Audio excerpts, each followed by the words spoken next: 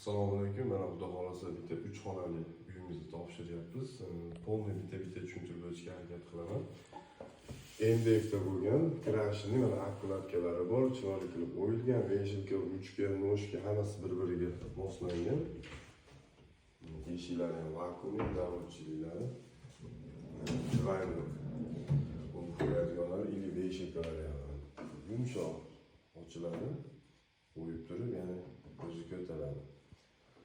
İçlari ham chuqurgina 7 inch, bo'yni balandligi 2.65. Bu yerda hovlimiz dekorativni dahshat bo'lgan. Endi bu yerda hozir gilam, poloslar, gilam, pardalar remontiga qo'yilmagan. Yerda ikkita kreslo, bu yerga kichkina jurnalni, dekorativni mana qo'yiladi. Endi esa bo'lgan, juda ham chiroyli chiqqan. Bu tarafdan boshlaymiz. Eshiklarni ham o'zimiz qilganmiz. Polniy 210 ga 90 krashing. Xudo xolasa bitta. Taglari ochiladi, matras ortopedический, yonboshlari ham yumshoqqina, macharkalari bor, spinkasida ham. Bola yotganda bemalol devor tomondan ham zak chiqmaydi. Issiqxonalar, g'aladonlari bor, veshilka, antresonlari. Bu ham polniy krashingni ruchkalar ham. Bu yerdagi hamma narsa dizayn bo'yicha qilingan. İli bu o'g'il bola xonadan aka-uka xonasi, singil xonasi yo'qsa bo'laveradi. Bu yer ham katalogdan ko'rib qilingan. Antresonlari bor hammasi. G'aladonlar hammasi naruchi, tumbalar. Bu tarafdan olsak, mana bemalol veshilkalar ham udobstvo bor. Tezroq bo'lish uchun videomizga sig'may ketadi, iloji bo'ladi. Tezlashtirishga harakat qilaman. Taglar ochiladi, ortopedическийlarni. Bunda o'ta shunday macharkalari bor.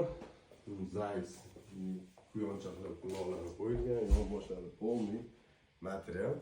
Bu yerga endi gilam, pardalarda esa chiroyli bo'ladi. Lustralargacha moslab qilingan polniy parda.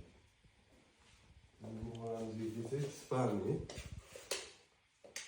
Kulchatimiz aytgancha to'g'ri olamiz. Miyaqki, bu ham tagi ochiladi. Tumbalari bor.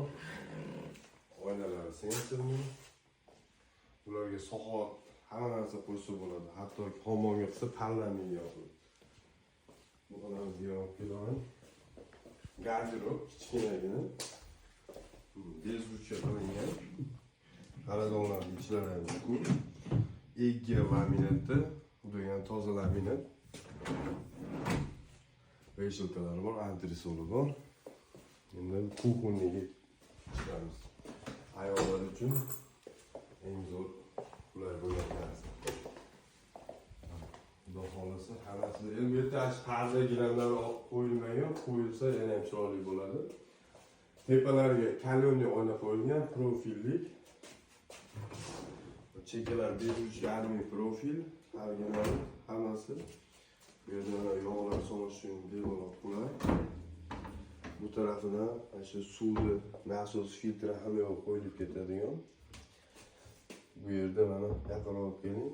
O'zi bu ko'proq nima deydi, ovishlarga, boshqa narsalarga qo'yiladi. Biz o'zimiz ideya qilganmiz. Endi mana bu tarafidan bari. Bular kichik yog'i, o'zi chuqur. Hammasi duxovka, mikrovalnovkalarni hammasini joylab olganmiz. Ichlar chuqurgina. Bu yerda mana divanimiz bor. Bu barni bu tarafini olib qo'ysam, mana двойной pianino qilib ideya qilib ishlangan. Ustularga moslar har bitta narsasi bu yerda har bitta detal ahamiyatga ega. Rossiyskiy machalka sasnada bo'lgan.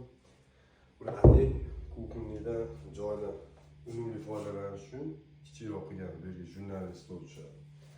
90% tayyor. Parda gilamini qo'ysa, xudo xolasa bitadi. Ularga yana bitta tushuntirib o'tishga harakat qilamiz. Sanuzel oxirgi xonamizni ko'rsatamiz. Bu joy qanday? Bu ham idealniy chiqdi. Stanishniца или мокелары керамичные. Oynalar Eshiklar sensorli, hozirgidaqa ilib bu yerda Ariston qo'yilgan. Bu yerga mo'yni kir mashina qo'yilgan, mo'yga devoribman uzib.